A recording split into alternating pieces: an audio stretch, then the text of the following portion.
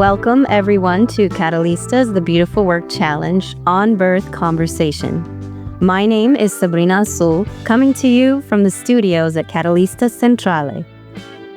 What do you think of when you think of birth? Hospitals? Shouting and pain? Movies and TV usually depict birth as a frightening experience. So, if you're pregnant or thinking about having a child, or if you were born, this program is for you. Birth impacts us all in ways we hardly imagine. And now, I'm happy to introduce 3 women who are superstars in the world of birth.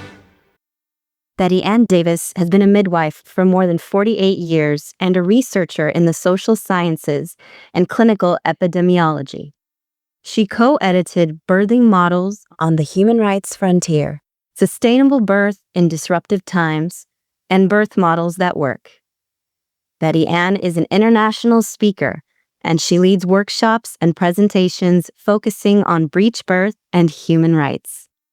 Robbie Davis-Floyd is an American cultural, medical, and reproductive anthropologist, researcher, author, and international speaker known for her research on childbirth, midwifery, and obstetrics. She lectures throughout the world at universities and conferences.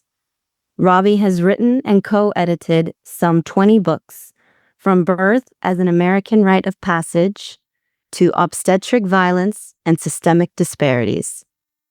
Debra Pascali-Bonaro is a world-renowned speaker, filmmaker, doula trainer, and childbirth educator. She's an activist dedicated to healing what she sees as a broken maternity care system. Debra is the author of Nurturing Beginnings and is the director of the award-winning documentary Orgasmic Birth. Her latest book is The Ultimate Guide to Sex After Baby: Secrets to Love and Intimacy. Betty Ann, Robbie, and Debra, thanks for joining us, and welcome to the On Birth Conversation. Thank you. I'm sure we're all happy to be here. Yeah, really, it's an honor. We're very honored to have all of you here. So, to start our discussion, we've got some conversation starters we'd like to get into with all 3 of you. And our first conversation starter, over and over in movies and series, birth is presented as a frightening, painful, chaotic event that can only be cured by hospitals and doctors, drugs and technology. What do young women and young people in general need to know about the process of birth? Debra, let's start with you. Somehow I had a feeling that was mine, so thank you. Yeah. So I think, one, it's really sad that the media has really accentuated the fear. I think all throughout time there was always some fear about birth, but when birth happened always in a home environment, we grew up around birth. So if we were the, oldest child, we saw siblings come into the world. Our mother might have gone to help support a neighbor, a cousin. So we had this relationship where we had been around birth. We had seen some of the ways that people could move and find comfort and joy and love in welcoming a baby. But I think today the media has driven so much fear. And I know for a lot of people, birth has not been what they hoped for because, as you said in the intro, right, we have a bit of a broken model that's not really serving all people in the way that one is supported by science and gives them the respect, nurturing, and care they deserve. So I think it's really important that people reach out and find what are their stories. How did their great-grandmother come into the world if they can? What are the family stories that might have been positive? If they weren't, what are things that they want to do different? How could they address the fear to build more confidence and joy? And also really listen and seek out the stories from people that have had positive, empowering, joyful births and ask what were the things that they prepared with, what kind of techniques and comfort measures supported them, and listen to stories in different environments. You're going to hear very different things if you listen to a birth in a home birth area, or a birth center, or in a hospital. So I think for people, knowledge is power. That kind of old saying holds really true in childbirth, but it's really about stories. And don't let the stories define your fear. Instead, find the stories that will define your joy and pleasure and how to achieve that. That's beautiful, Deb. Yeah, I found that, and I've interviewed over 165 women about their birth experiences, and most of them were terrified of birth, which is really sad. It has a lot to do with your socialization, as you said, the media, the negative depictions of birth. Some media does show, wonderful, healthy, natural births, but mostly they're, terrifying. And cultures where birth is regarded as natural and normal, and women tend not to be scared of it. But in the United States, most women are at least a little bit of the reason why they go to the hospital is because they're afraid of something going wrong. So even though childbirth complications occur in only around 10 to 15% of all births, almost everybody, 99% of America or 98% of U.S. women go to the hospital because they're afraid that something bad might happen, even though the risk of complications is so small. But Anne, do you want to add something? Well, what strikes me is that I know that growing up, I didn't know a lot about birth, but I did know that it was hidden. Just like sex is hidden. Like there's certain things that are considered private, but birth is something. Interestingly, when I first really became to understand what birth was about was in Guatemala, because that's where I first saw my first births and where I actually had my first baby in Central America. What I realized is that in all cultures, birth isn't necessarily entirely hidden away. And if in your village in Guatemala or in Africa or someplace where you're out in a rural area, then birth becomes part of the way a woman grows up. She starts to see births when she's even at age 13. So I think one of the dangers that's happened for modern society is that birth has been relegated to a hospital where only the nurses and the doctors have been seeing it. Increasingly, the number of midwives is growing in some of in North America and in some of the high resource countries, but originally it wasn't quite like that. So I think that aspect of it being hidden away it has become a problem. Yeah, and it's hidden away because it's taking place in hospitals where only the laboring person and their family maybe are with them. It's not, when takes place in homes, it's a much more public occasion, depending on if you have to choose to hold the whole family there. In traditional societies, people often give birth in a room where there's lots of other people moving around. It's in the public eye, and that's normal and expected. But here we stick it away in hospitals and keep it out of the daily job. It's like something that is supposed to happen only stuck away here in a hospital room and not any place visible to the public eye. Yeah. And I would add too to that is we lost then the skill, right? When it's in a community, when it happens, like you said, Betty Ann, in Guatemala, and people see birth, what you're seeing in birth is not only confidence to trust birth, but you're seeing how other people provide comfort. Women in labor move, eat, drink, right? Choose different positions. And I think the media really just shows us people come to a hospital, turn their body over to medicine and lay down. And then all these things happen to them, as opposed to happening where they're the center of attention and the people are there to support them, right? So the media has flipped who has the power, and we've lost a lot of skills. Being a doula, right? I always say that midwives and doulas have all these skills that in some ways got lost that were really part of families. Yes, and midwives like Betty Ann, who practice what we call the midwifery model of care, they can be nurse midwives who work in hospitals or birth centers. They can be certified professional midwives. That any midwife who practices the midwifery model of care, this is a compassionate, woman-centered model of care. Any midwife who practices that is going to give her client the best birth experience possible. And because the midwife giving that, assisting that birth is so positive herself about birth, she's going to lend compassion and strength. Her own trust in birth is going to give the laboring person their own trust in birth. That's why I think it's so incredibly important to increase the number of midwives who practice the midwifery care all over the U.S. and, in fact, all over the world. Not just any midwives, because many midwives have been highly biomedicalized. But midwives who truly practice the humanistic, woman-centered model of care create good birth outcomes because, again, they trust birth and they impart that trust to the women they're serving. Deborah's mentioned something that I think I'd like to pick up on. It's about this notion of wanting to search out the way it used to be. And I think what happens is when you get pregnant, you often really do want to know more about what happened what happened at your own birth, and also what happened when your grandmother had your mother. And being a daughter of a daughter, it becomes more critical. And to me, like, one of the things that's happened to me recently is because I've been working in Ukraine, is because Ukrainians live in a country that has been so Soviet dominated.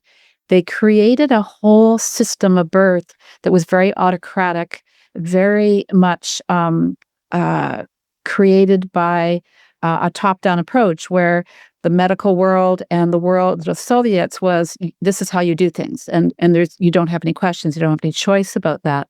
And what's happening as they're coming out and starting to realize their culture again, they're starting to recognize that something needs to change. And what's amazing is sometimes war does that to people, and that's part of the reason I went, is I thought, okay, the war is on now.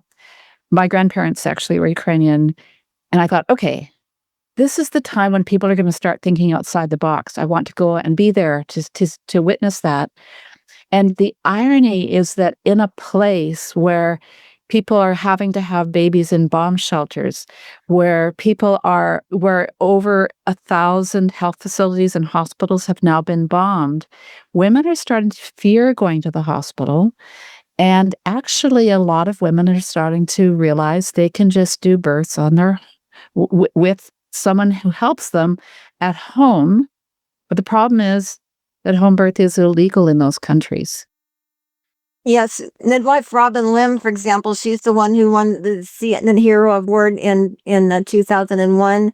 She and her team provide disaster care, and they found that 98 of the births, even in disaster areas, even in tents with nothing, the most basic of supplies, babies still come out, mothers still give birth successfully, because the vast majority of births do not need interventions. Disaster zone births give us great lessons in what birth is and the essence of birth.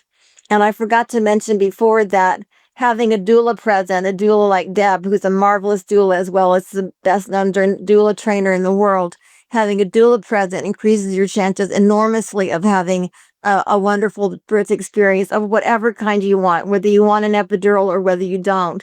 Having a doula present makes it much more likely that you're going to have the kind of birth experience that you want, as does having a midwife who practices a midwifery model of care.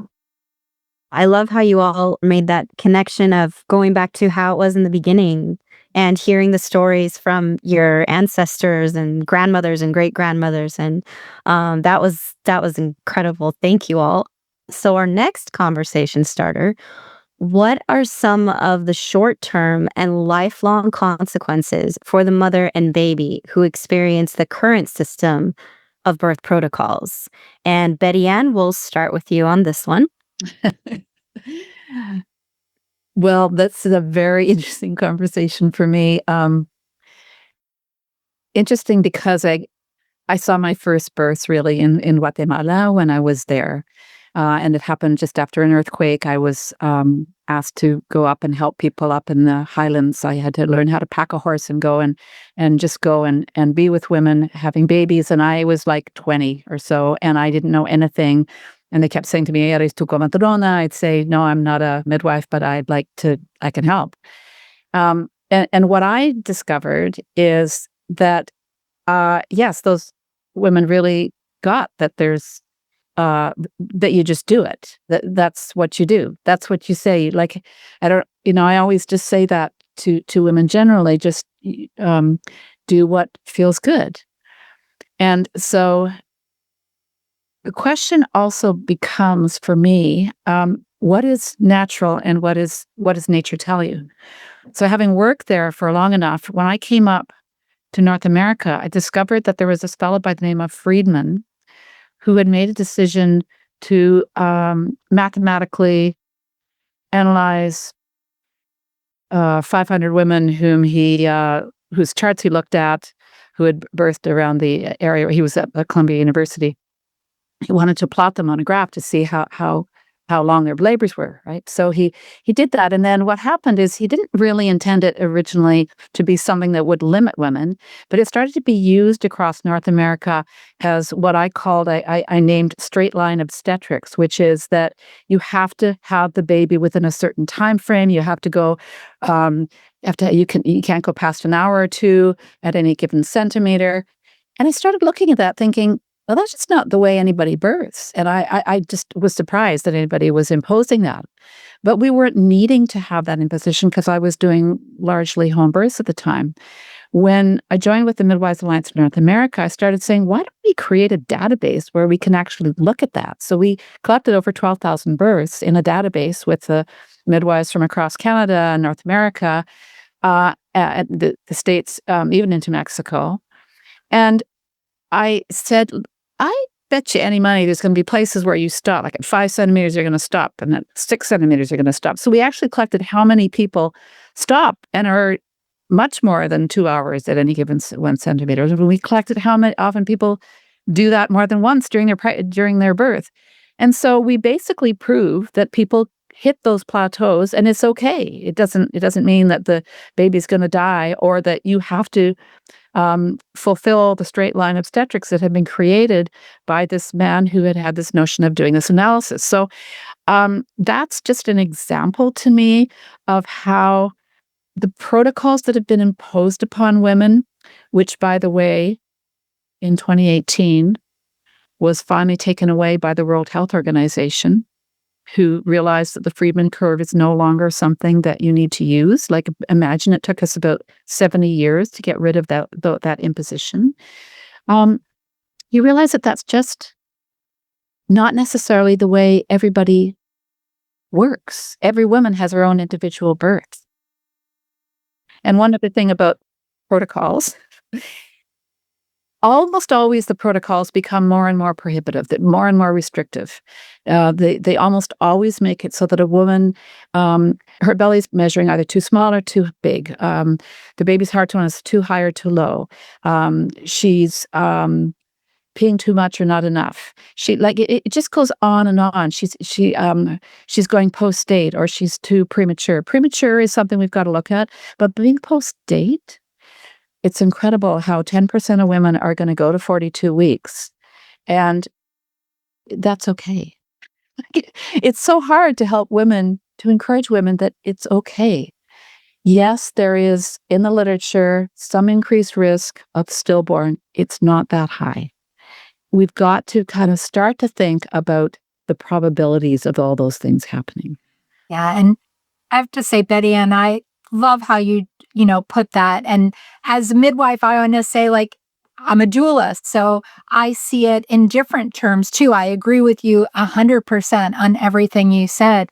But as doulas, I get to see how women are led, right? Robin Lemon, you mentioned Robbie. She says too often, and I see this in our hospitals, women are given scare, not care. And for all that data that you showed, right? They're like told, you have to do this. You have to do the induction. And they really scare you into really making an informed decision or really having all the data and all the choices and the options. And I was just watching a film called Birth Time, and they had a beautiful saying in there that I think rings true right now, where they said, women feel that they failed. And I see that too often in birth. I didn't go into labor. My labor didn't go quick enough. I really didn't want the epidural, but I couldn't do it. Like there's all these failures. And they say in the film, women don't fail. The system's failing women, right? And so I think that all, like you said, the Friedman curve, the things that have been set up along the way to not really trust people's body giving birth, to not allow them to really have a voice and choice and fully understand. Now, I want to say midwives usually do. And I don't want to just say it's just doctors, because some doctors practice the midwifery model, some nurses do. But overall, and I want to say, I think all good people go into obstetrics. You don't want to lose sleep and miss holidays and miss your family. But again, it's a system that's dysfunctional. Yeah, it's interesting how I'm not sorry to interrupt you, Deb, but I've so many interviewed medical personnel, biomedical personnel I've interviewed. They'll say they make it so they'll look at what's causing the most of some issue, like say the overuse of cesareans. So okay, they get the cesarean rate down, but then the vacuum extractor rate goes up, or they get the use of electronic fetal monitoring down, but then the cesarean rate goes up. I mean, it's just weird how the system keeps self-correcting, because the system is designed to keep women on that assembly line production, on the assembly production line. Wheel them on. One doctor said to me many years ago, we just wheel them in, extract their babies, and wheel them out. Now that was in a Latin American country. In the U.S., it's not so much an assembly line anymore. Birth in the U.S. has become much more humanistic in recent decades than it used to be, much more woman-centered. I think most U.S. obstetricians do their best. And if you're a young woman or a pregnant woman deciding you need to with whom to give birth, you need to ask your doctor, what is your cesarean rate, especially for your first-time mothers. And if the cesarean rate for first-time mothers is over 20%, you want to run away. Unless you want a cesarean, you want to run the other way, because that is not your guy. If the overall cesarean rate is 32%, which is in the national average, then that's okay, because that's the national average. What I think is interesting about that in the U.S. is that while cesarean rates have skyrocketed all around the rest of the world, and not in the Scandinavian countries, but in many other countries, especially lower income countries, cesarean rates have skyrocketed. But in the U.S., the cesarean rate has remained stable from 2011 until today. It stayed at 32%. So I'm giving our U.S. obstetricians credit for keeping the cesarean. I think they're making conscious efforts not to let it skyrocket. Some hospitals have 50% cesarean rates in the U.S., but many, overall, the average is still exactly 32%, precisely what it was in 2011. So I'm proud of our obstetricians for not letting it, go higher than that. I would say 32% is pretty high for me. Like, I mean, it is, but at least it's been stable. I think Brazil got 50%, 58%. Greece has 65%. Most Latin American countries have cesarean rates of 45% or higher. 32% is better than that. It's not optimal, but it's better than those. Right. But when the WHO said in 1985 that it really only needs to be between about 10 and 15%, and we know some people who attended that meeting who said they were actually thinking that was what they were going to sell the OBs on, because really they thought it should be much lower. And when that, like that data we collected on the midwives, we showed that for the CPM, Certified Professional Midwives study we showed that the cesarean section rate can be for normal women like normal women birthing that are not high risk. So people that are not carrying a premature baby or twins and breeches, their cesarean section rate in our group was 3.7%. Now, these are women who are motivated to not to go in possibly for an epidural and not go in for augmentation and not go in for all the various things that could be used to speed up their labor, make it less painful. These are women who made a decision to use tubs, who made a decision they were going to do it. And it's that motivation, as I said before, that really helps them to get through that. But it shows that that really works. Because at that time, for that same group of people in the States, the C-section rate was 19% as opposed to 3.7%. And with women with the same, fairly same statistical or history of problems or non-problems. So there's definitely something going on with attitude. There's definitely something going on with the way hospitals are managed. There's definitely something going on with the free births that are starting more and more in the States, Canada, and actually in Europe. I just came back from Europe. Women they're always taking off. They're always thinking they want to do it in a different way. Great point, Betty Ann. And I just want to add, in your study, right? Those were mostly at home, weren't they? That was a home birth. Well, it was home birth. It was 3.7% cesareans versus 19% in the planned hospital births. Yeah. I just want to add that for everyone listening, because that's huge, right? Your place of birth, if you are able to birthing at home or in a birth center, you're going to have a much lower rate of interventions. Those are really good questions. I love, Robbie, that you said too, ask your provider what's their rate of cesarean. But I would encourage you all to make sure you interview a midwife that does home births, visit if you're, fortunate to have a birth center in your region, go see that, go see your hospital and ask these questions, because they're not all the same. They're going to put forward a different model of care, and your rate of interventions is really going to be linked to the model of care that you choose. And I always ask how often there's water and movement and upright birth and all the other things. Don't just ask the interventions, you need to ask all the other things too. Yeah, you're right, Deb. I forgot to mention that. Yeah.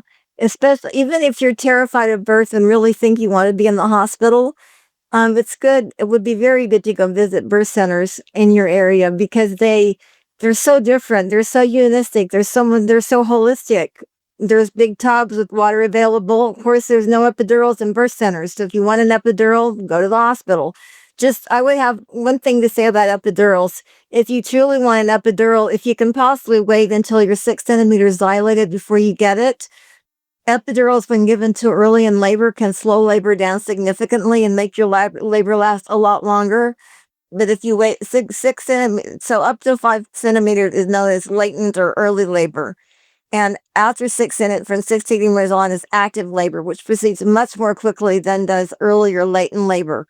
Latent labor can take 2 to 3 days. In my case, it took 2.5 days for latent labor to happen. For many people, it does. So when people go to the hospital too early, and then they get a cesarean for failure to progress, it's because they went too early.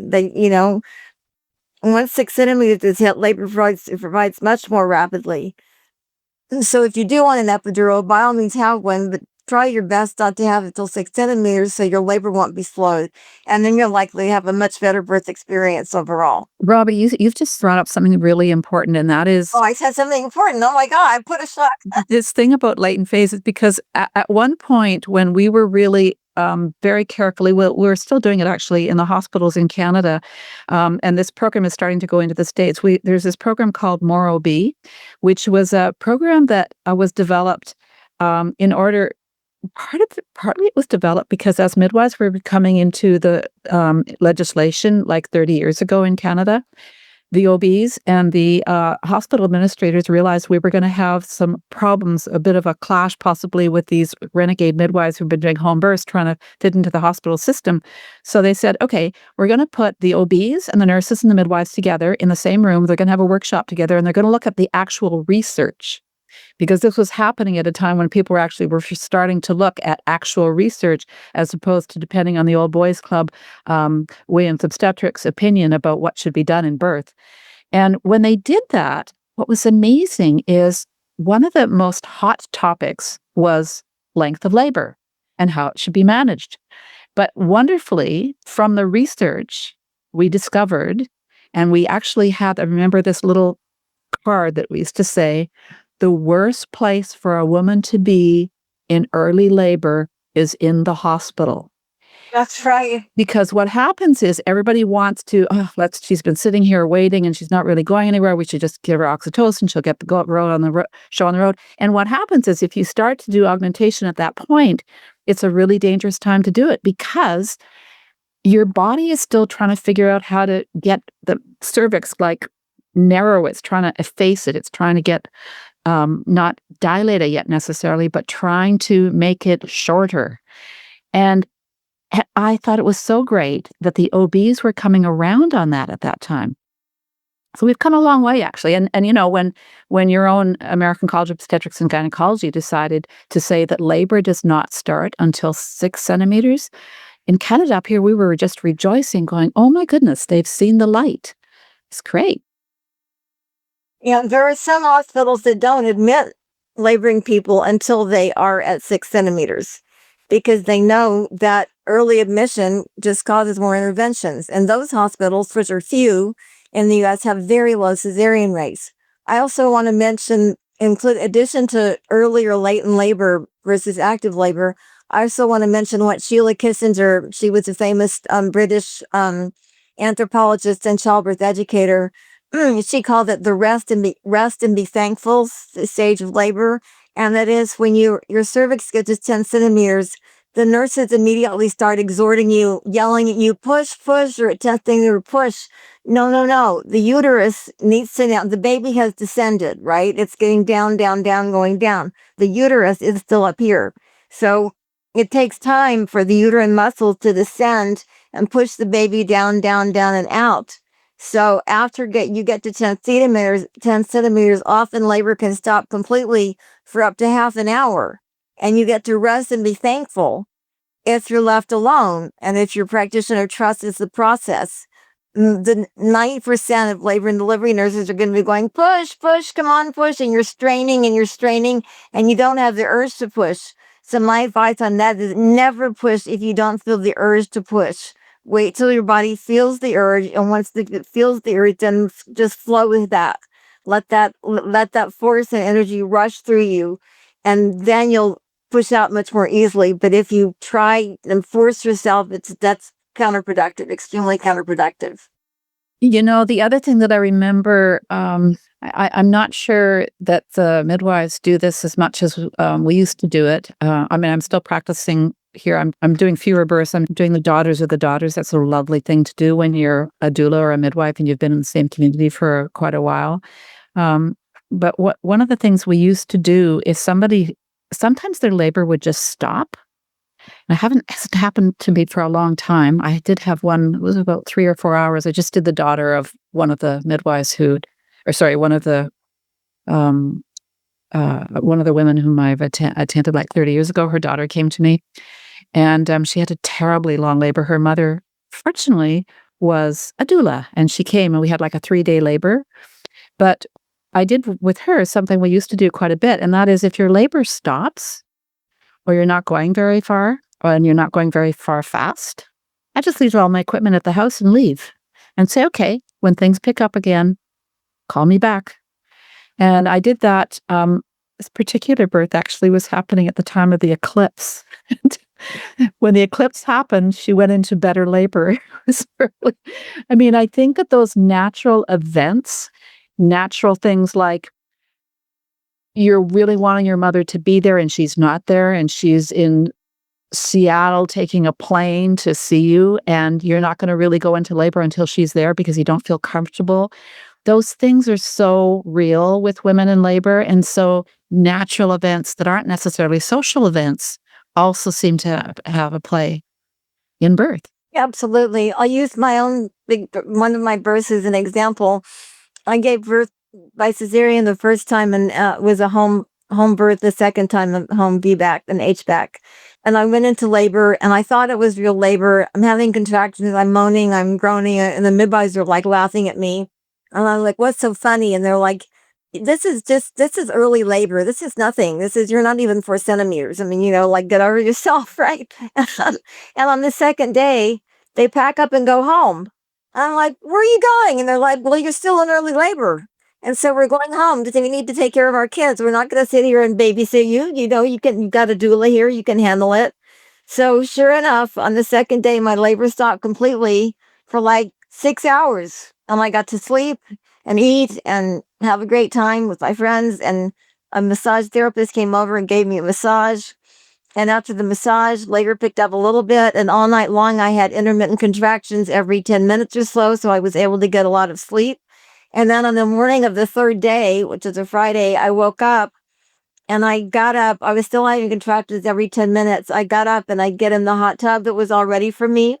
And oh my God, active labor kicked in like that. And I went, holy OMG. Now I understand the difference. Now this is like 100% different than early labor was. And that was on the morning of the third day of my labor. Yeah. So yes, if your labor stops, I don't know why my labor stopped. It could have been my uterus. It was a 10-pound baby. A lot of people's labor stop around or stall at plateau at around 8 centimeters because of emotional issues. Like maybe they just need to cry. Doulas like Debra are excellent in saying, do you feel like crying? Are you afraid of something? And the woman might say, oh my God, I just now realized I don't know how to parent 2 children or 3 children or 5 children. Or my husband is leaving me and I don't think I can care for this baby. And of course, it's a little bit late, right? You're already in labor. But if a woman's labor stalls for emotional reasons, don't give her Pitocin, give her emotional support and let her cry. Just hold her and let her cry. And so many labors, when someone compassionate is holding her and letting her sob, then she sobs it out. She lets go of all the pain, or maybe she takes a shower and cries in the shower, and the labor just picks up again because the emotional issue has been handled. You so should have been a midwife. Yeah, I think I missed my calling. Oh, well, I'm a pretty good anthropologist, so I guess it's all right. Debra, do you have any thoughts on lifelong consequences for the mother and baby for this current system of protocols? I mean, I would say as a doula, I did a lot of work with Dr. Klaus and Dr. Kennel, 2 renowned perinatologists. They've passed on, ancestors, but they had a lot of wisdom about mother-baby bonding. And as much as they said our system many times is creating trauma, creating gaps in that, one thing I appreciate that they said is humans have the capacity to heal. And they always wanted to make sure that no one felt guilty if they had a difficult birth or if they were separated from their baby at birth, whether it was needed or many cases not needed, that we could overcome and could heal. But they always said, why are we creating these gaps when we could be keeping them together? Why aren't we focused rather than on healing, on creating optimal environments so that people come through birth feeling connected, feeling honored and respected? And this could be the most powerful day in a person's life, and entering parenthood in that way, with that joy and love and connection. Dr. Sarah Buckley, who does so much on the hormones of labor too, talks about when we're having that physiologic birth where our hormones are working. They're designed to have us fall in love with our babies. We trigger the pleasure and the reward center. And I love how she says it's the best first date ever. Like you are designed to fall in love within an hour. So I do have to say it is tragic when our current system doesn't consider the impact of our overuse of interventions, or even when we're having a cesarean birth. How do we do that gently? How do we ensure that that person still feels honored, respected, loved? Deb, you know all about gentle cesareans, right? Yeah, definitely. We're doing them here in Jersey more and more, but not all the time. And this is where I go crazy. Yes, You want to explain what a gentle cesarean is, or do you want me to? I'm happy to. So a gentle cesarean is not a surgical technique. It's just really the mindset of when the baby's emerging, inviting that mother, that birthing person, if they want, to look down and actually see the baby emerge. We use clear drapes now so that it's easy to just see through. And then the baby is really held right up to see, and we allow the cord to still keep pulsing because we know that that cord blood is really essential. Cutting that cord too quickly, the baby can lose up to 1/3 of their blood volume. And think about it, anybody today, if you lost 1/3 of your blood, think about how you would feel not only today, but how long it would take you to recover. So gentle cesareans honor that we wait to cut the cord till it stops pulsing. And then as soon as possible, that baby skin to skin, even if that's cheek to cheek, up high on their chest. And so really understanding that mother baby are a unit and they need to be together. And even if it's a challenging situation, care can be done for each of them, keeping them still together. And I have to add, one of our midwives, Lonnie Mars, always in a gentle cesarean, always looks directly at that person and says, your baby's about to be born, push your baby out. And even though they don't have the feeling to push, the recognition that the room goes silent, that the focus is this is their birth. It's not everybody talking about where they ate dinner last night and that person's just laying there with a baby being born. It's a room of people that are called in to honor them. And so we can make every birth sacred, special, and meaningful in the way that honors that person's beliefs, values, culture, and family. Yeah, thanks, Robbie. This is a picture of a gentle cesarean. The doctors are holding the mother, so the mother's looking at the baby. There's no sheet between them. In some gentle cesareans, there's a plastic sheet up, and sometimes there's not a sheet at all. And the mother is about to reach down and pull her baby toward her. She pushed a little bit, and then she reaches down, and the obstetrician gives the baby to her almost immediately after the birth. So much more active. The mother can participate. If you're going to have a cesarean, please have a gentle cesarean like this. It's so much more empowering for the mother and for the baby as well, and makes breastfeeding so much more easy to establish. I think the key concept here is that when you have a birth, it only happens a few times in your life. Maybe it will only happen one time in your life. And so like marriages, like other milestones in your life, you want to plan for something really special. You want to know who you're going to be with, where you're going to have the baby, how it's going to be done, why people are going to be doing various things they do. So it's really important to research it. And also, because it is such a special thing, it is the beginning of your life as a mother. And I know that the term mother has been trodden as long with the term woman.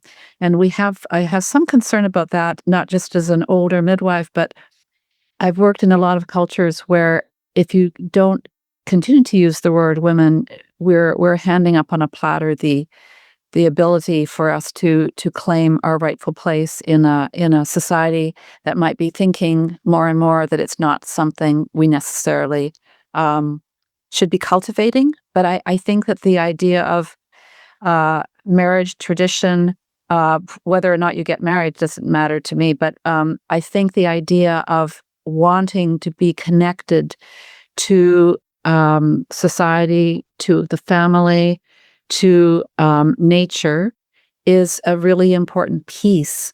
And so if you do have a cesarean section, all that's telling you is that you're going to embark on a very thoughtful process about how that happened, why that happened, whether it was a good idea. If it was a good idea, perfect, because it might have been something that was needed to save your baby.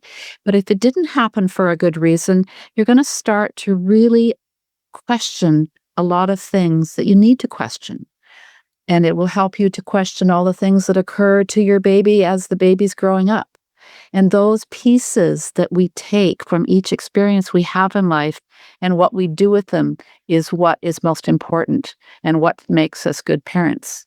So birth is the beginning of that.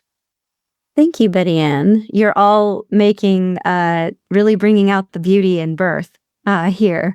So we're going to get to our last question now. Is there a bigger agenda at play when it comes to birth? For example, to remove the burden of birth from women altogether? And Robbie, we will start with you. Well, that's a very interesting question, and I don't think that the answer is yes. I mean, there's a lot of sci-fi, the stuff about growing babies in artificial machines and stuff and there are all kinds of assisted reproductive technologies like in vitro fertilization. But no, there's test tube babies. Babies can be fertilized in embryos, yes, and they can be implanted into a mother's womb, but it's still got to be a woman men can carry babies, transgender men can carry babies, of course. But no, I don't think that there's any time in this century anyway when we're going to start having babies growing them in artificial wombs. I'm not seeing any indication that that's going to happen. What is happening is that birth is one of the most lucrative arenas for biomedicine. Hospitals make so much money off of attending births, especially cesareans. Cesareans cost a fortune in the U.S. and hospitals make, lots and lots and lots of money. Every time you use the electronic fetal monitor, every time you do a cesarean, doctors get paid $10,000 to $12,000 or more for cesareans. Debra, I'm sure you know more about this, but there is definitely a move to keep birth in the hospital because it's so lucrative. And many obstetricians in the U.S. perceive birth centers and home birth as threats to their incomes, because the more home births you have, or the more freestanding birth center births you have, the fewer hospital births you have. However, there's the cumulative amount of births in the U.S. in homes and birth centers is 2%, homes and birth centers. It's a tiny majority of the population, and yet you open a birth center and you're going to get doctors coming to try to shut you down if they can find a reason to. It's ridiculous. I mean, that's a tiny percent of the population, but that many obstetricians see that as a threat to their incomes, because obstetricians are generally very wealthy people. They make a lot of money, as do anesthesiologists, as do the companies who manufacture electronic fetal monitors and all the technologies that are used in birth. Deb, you want to add? I agree with you, Robbie. I think in the US, birth is a business, right? And so we have a business model. And so in a business model, it's about market share. And even though birth at home or birth centers is a small percentage of the market, they're worried that it is growing. There is more interest as people are realizing that they can't always have the birth they want in a hospital setting, because the drivers are to have you use more, which increases the bill and everybody makes more money. So I do hear you. I'm in New Jersey, and some of our midwives just lost privileges in some of our hospitals, and we're all like screaming right now going, how can that possibly be when we know how valuable midwives are? We know that they're cost efficient. We know that they really work with people and have improved outcomes, lower rates of interventions. But again, the system doesn't make sense, because if it was a system for better outcomes, we'd be scaling and having more midwives. But if it's a system for more money, then as you said, I noticed the same thing here in Austin. It's like obstetricians in hospitals where nurse midwives work tend to let them be until they get up to 30% of the births in the hospital. And there's something magic about 30%, and then suddenly all the midwives get fired.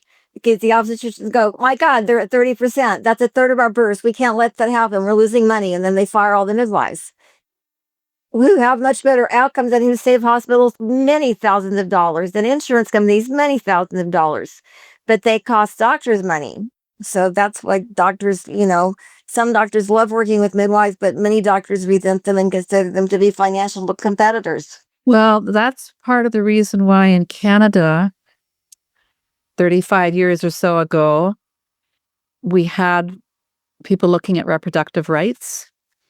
And because we have universal healthcare coverage in Canada where births are all paid for, except the home births at that time, the government started looking at what would be a cost-beneficial system, what would be most satisfactory to women, what would make the healthcare practitioners also happier, and what would give most choice to most people.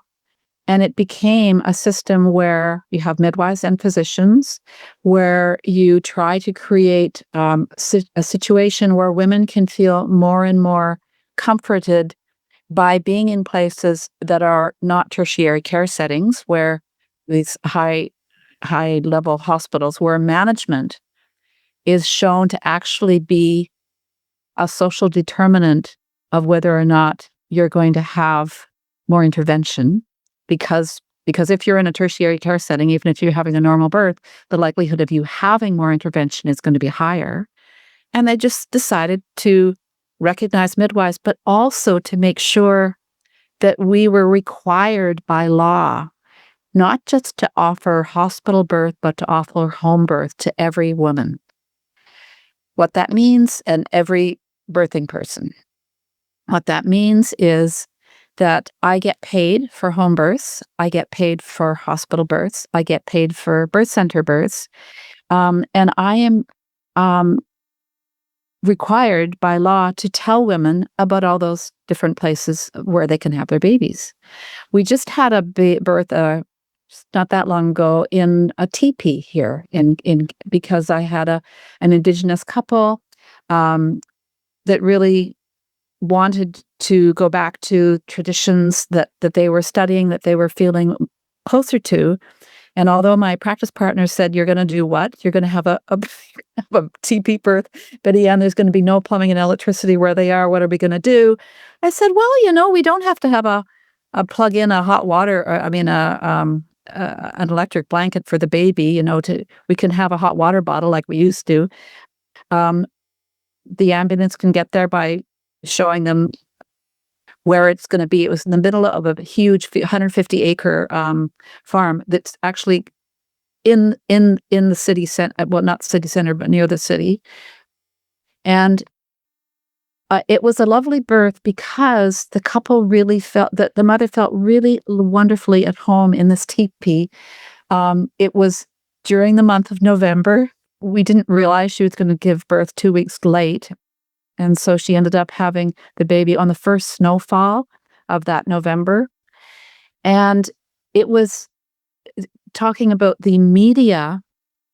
The media decided to come in and do an interview with her afterwards. And one of the questions that didn't come out in the media that was actually broadcast was the broadcaster said to her, "Well, what did you feel when you were just there in the teepee with your husband and your dog and your midwives?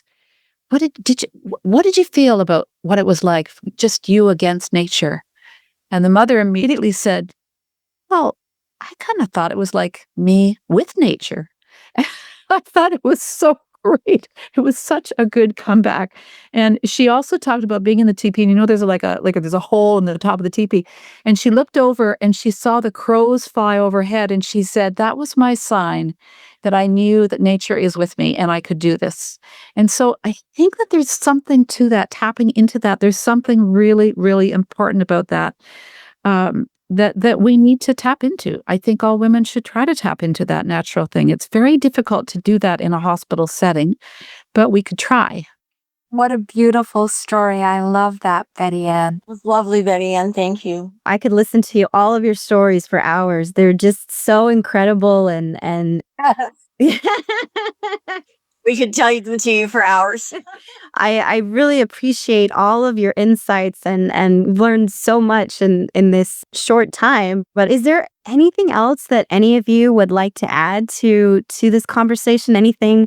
It doesn't necessarily even have to answer the questions we had, but anything that you'd like to add because of what you all do? For me, it would be know yourself. Know what you want. Get in touch with your body when you're pregnant and know what kind of birth you really want. Like, you might think you want a home birth, but if you don't really want a home birth, then your home birth, it's going to end up in the hands for hospital transfer. you might think you want a hospital birth.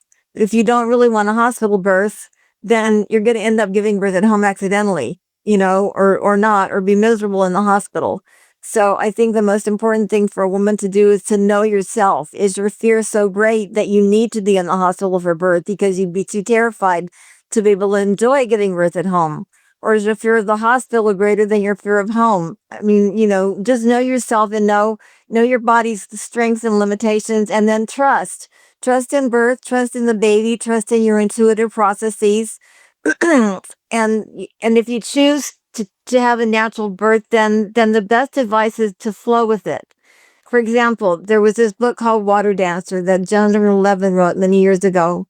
The swimmer was swimming, like, say, from Florida to Cuba, for example. I don't remember exactly where. And the first time she tried, she almost drowned. There was a boat alongside her, and she was in the hospital for 2 weeks, all swollen and bloated. And because she kept thinking, how much longer, and thinking that exhausted her. So once she recovered, she tried again. And this time she got lost in the strokes. There's just this stroke and this stroke. You can't get there. You cannot, it's impossible. You'll never get there. But you can always do one more contraction. You can always say one more stroke. And through taking one more stroke after one more stroke, she suddenly found herself on the sand on the other side. And that's how labor is. If you can just do one more contraction and just flow with those contractions, let them carry you, just surrender them. Don't try to fight them. Don't tend to, what you resist persists. That's really important to understand. What you resist persists. Do not resist the contraction. Don't fight the pain.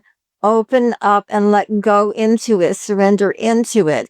And if you surrender to the contraction, then the pain will go away and there will be just a oneness, an amazing, magical oneness. Midwives call that entering labor land. Literally, labor land with 2 capital L's. That's my last final piece. I love that connection, that story you were telling about Naiad, who she swam across from Florida to Cuba. Yeah. Some of you probably know where I'm going to go, because I think not only all that Robbie said and know yourself and that, but birth can be joyful, pleasurable, orgasmic. As you know, I did orgasmic birth, and I gather stories from all over the world. And I think by not connecting birth to an intimate part of our sexuality, understanding that birth is going to take us to every part of our bodies, of our emotional well-being, of our spiritual, it's going to take us deeper and ask more of us than we can imagine. So really preparing for birth by honoring that. Go to educators, make sure you're getting the background, because if you learn how to connect to these, if you can tap into the energy, I work with a lot of people that face their challenge. It can be intense, but they have a lot of joy and pleasure and call it an orgasmic birth. So I would say dream big, everyone. I don't think we're really talking enough about all that birth holds and what's available. I was just thinking about something for me that's been one of the most important things in my life for both my own career, but also working with the people that I work with. And that is be creative. When you're having a baby, you're creating a life. When you're having a baby, you need to think creatively. You are going to be endowing this child with creativity. And so if you have a silly notion, like having a TP birth, just ask for it. If you want to do something, like you're in the hospital and the physician says, well, we have to do this, say, why? I'm just thinking about things that people need to do in labor, where not just in planning the labor, but in also during the labor, thinking, oh, maybe I don't want to be in this pool after all. Maybe I really want to be outside in the cool air. We've actually had a woman running outside here in Canada in the snow because she was so hot in the house, because she had a wood stove and it was like in a little hut, a little place out in the woods. She went outside and she told her son that she was going out to take a dump, and so he ran out with her to take a dump. But he took a little dump and she took a really big dump. She had the baby in the snow practically. I went and we caught the baby, but it was like That's what she needed. She needed to get out of the heat. So you have to follow your soul. You have to follow what you're thinking. And it's one of the most beautiful times when you can do that, because whatever you want to do, you should be able to do. If you have to fight with the doctor to do what you want to do it. We just had a birth. We just had a birth. I'm so happy. I feel I do breaches. I sometimes feel like I can't leave town. I waited for a woman. She was at 42 weeks. Breaches have been really, I always say it's the microcosm of everything else goes wrong with it. It's going wrong with obstetrics. And this woman had a birth. She didn't feel like she was going to be able to make it because she went to 42 weeks. She could thought, oh no, I'm never going to be able to do it. And so I stayed and waited for her. And then she decided, oh, I don't really want to do anything. I'll just do a section. And she got, and I couldn't believe it. I've been waiting. Like I canceled Ukraine. I canceled all kinds of stuff going on in Poland. And, but there was another woman same week who said, I'm going to do this. And my everybody that I was with said, Betty Ann, it's okay. You can go. We can do this. We're going to do this with the physicians. The physicians don't usually do the breaches at our place. And they decided to do it with her. They decided they were not going to make her go into the operating room because she took this 4-hour seminar that I give people. And then all the midwives are going to start giving instead of myself. And the doctors were with us. One of the doctors has seen 9 upright breech births now. And he let her do it out of the operating room, sitting on a birth stool. They didn't need any maneuvers. And that's how over half of them come out now, if you just sit on a birth stool. So be creative, ask for what you want, and don't accept anything that you don't want. And don't say later, oh, I didn't think they would let me do that. Never say that. Always say, can I just do this? And do you think I could? And you can ask in a nice way. So I had another case with a woman who the doctor said, I said, I didn't have right to do a breech at that place either. I said, because she said, oh, she's 7 or 8 centimeters. She's been there too long. We should do a section. I said, well, I think I could just do a badge exam to see if I could do something. She says, you are not the most responsible person. You should not be doing this. And what the mother said to persuade the doctor was, she said, could we have a minute? What a great line. Use it. The doctors left the room. I did a badge exam, pushed the cervix over, and the baby was almost out by the time they came back in.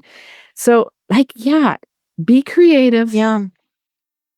Yeah, a midwife once told me about the obstetrician told me about a cesarean that the woman was all prepped and was on the table, and the baby was crowning.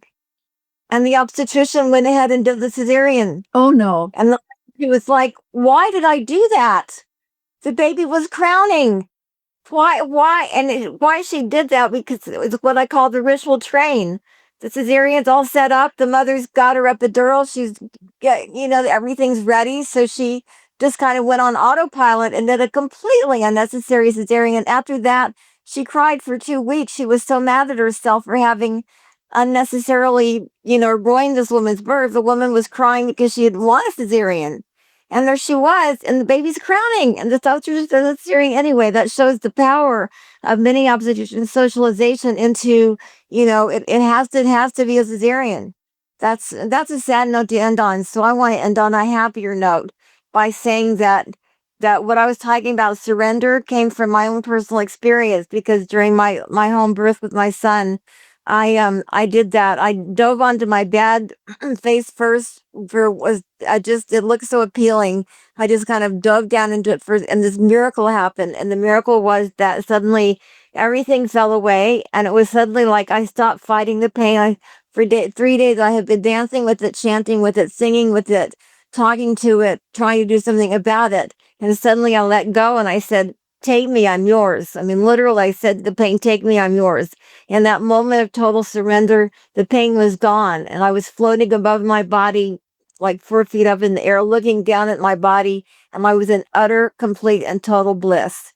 And that lasted for maybe 45 minutes until my waters broke. And then my doula exclaimed because the waters broke all over her dress. And she goes, "Oh," and that popped me out of it, and I couldn't get back into it. But I had that experience and it was magical. And anyone can have that experience if they want it. I mean, birth is what you choose. In many ways, birth is what you choose to make of it. And remember that the ideology of your primary practitioner is going to have the most effect on your birth experience. It's been proven that the ideology of the birth practitioner, what they think about birth and what they believe about birth, is going to have far more impact on how your birth turns out than your own ideologies and beliefs, because they're the ones in power, unless you choose to take the power for yourself. Thank you, Robbie. Betty Ann, I think you should have a t-shirt made that says, "It's your birth, so speak up." Yeah, exactly. Thank you all so much, Debra, Betty Ann, and Robbie. Thank you all for taking the time. I know you're all incredibly busy, so we really appreciate you being here and giving us your knowledge, and continue the good work. Thank you so much for bringing the three of us together. We haven't seen each other necessarily for a while. It's so nice to get together with old friends and just kind of hash things. Sorry, who's old? I beg your pardon. Yes, thank you for getting us together. We appreciate it. Thank you. Thank you for joining us for this beautiful work challenge on birth conversation. And thanks to our guests, Robbie Davis-Floyd, Betty Ann Davis, and Debra Pascali-Bonaro. You can find the current schedule of Catalista podcasts, including the Beautiful Work Challenge, and sign up for our weekly email at catalista.net. If you enjoy the show, please add, comment, and like us on Spotify and Apple Podcasts. We really appreciate everyone who subscribes to Catalista on Patreon, where contributors can access merch and bonus interviews. The Beautiful Work Challenge on Birth Conversation was edited and mixed by Joshua Cash. Our music is composed by George Jennings. The executive producers are Chicky Munch and Binny Bunny Munch, with assistance from Ed Goldberg and Gerald Gerbil. This is Sabrina Azul signing off from the studios at Catalista Centrale. See you next time.